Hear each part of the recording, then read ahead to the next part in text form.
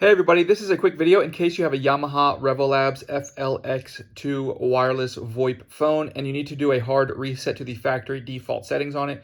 There's two main reasons you would want to do this. The first one is troubleshooting. If these phones are not working or not connecting, or you're having problems with the signal, anything like this can very often be fixed with a hard reset.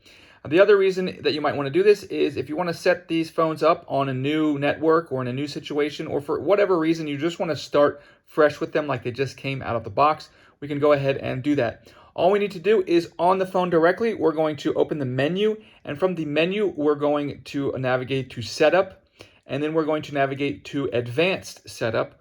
And from there, we'll select Admin Settings, and from Admin Settings, we will select reset options, and we can go ahead and do the full factory reset from there. And then once it restarts, it will also reset the admin password and everything to the factory default.